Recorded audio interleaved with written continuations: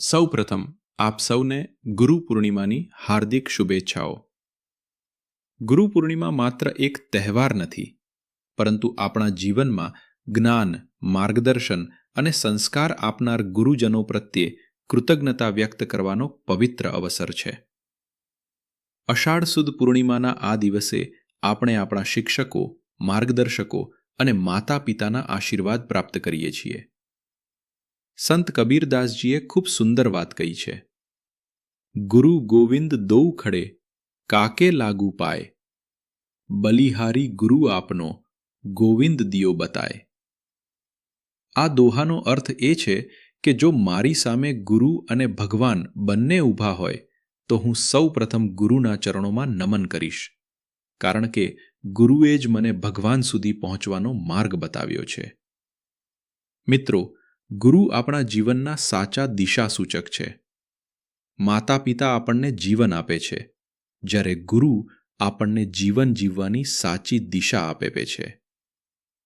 ગુરુ માત્ર પાઠ્યપુસ્તકનું જ્ઞાન આપતા નથી, પરંતુ સત્ય, શિસ્ત, સંસ્કાર, કરુણા, મહેનત અને માનવતા શીખવે છે. આપણા ભારતીય ઇતિહાસમાં અનેક પ્રેરણાદાયક ગુરુ શિષ્ય સંબંધો જોવા મળે છે. એકલવ્ય પોતાના માનસિક ગુરુ દ્રોણાચાર્યની મૂર્તિ સામે બાણવિદ્યાનો અભ્યાસ કરતો હતો. ગુરુ પ્રત્યેની તેની શ્રદ્ધા એટલી ગાઢ હતી કે તેને ગુરુ દક્ષિણામાં પોતાના જમણા હાથનો અંગૂઠો પણ અર્પણ કરી દીધો.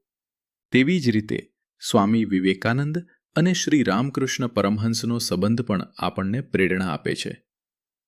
રામકૃષ્ણ પરમહંસના માર્ગદર્શન હેઠળ સ્વામી વિવેકાનંદે ભારતીય સંસ્કૃતિ અને આધ્યાત્મિકતાનો સંદેશ સમગ્ર વિશ્વ સુધી પહોંચાડ્યો.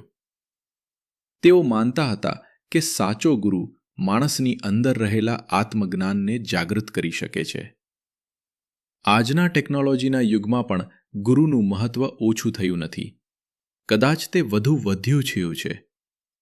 આજના સમયમાં ગુરુ આપણને જ્ઞાનની સાચી દિશા બતાવે છે. શું વાંચવું અને શું છોડવું તે સમજાવે છે.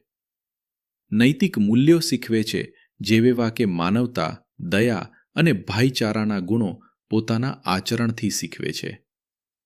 સાચા મિત્ર અને માર્ગદર્શક બને છે. મુશ્કેલ સમયમાં યોગ્ય નિર્ણય લેવામાં અને સાચો રસ્તો પસંદ કરવામાં મદદ કરે છે. પ્રિય વિદ્યાર્થી મિત્રો, આજે ગુરુ પૂર્ણિમાના આ પવિત્ર દિવસે આપણે માત્ર ગુરુને નમન ન કરીએ, પરંતુ ગુરુની શિખામણને આપણા જીવનમાં ઉતારવાનો સંકલ્પ પણ કરીએ. આપણે સંકલ્પ કરીએ કે આપણા વર્ગખંડ અને શાળામાં શિસ્ત જાળવીશું, શિક્ષકોનું સન્માન કરીશું, તેમણે બતાવેલા સત્ય અને સારા માર્ગ પર ચાલીશું, મહેનત અને સતત શીખવાની ભાવના રાખીશું, અને એક સારા, સંસ્કારી તથા જવાબદાર નાગરિક બનીને દેશનું નામ રોશન કરીશું. કારણ કે નમ્રતા, આદર અને સતત શીખવાની ઈચ્છા જ સાચા શિષ્યની ઓળખ છે. અંતમાં મારા જીવનને જ્ઞાન, સંસ્કાર અને સાચી દિશા આપનાર તમામ ગુરુજનોને શત શત નમન.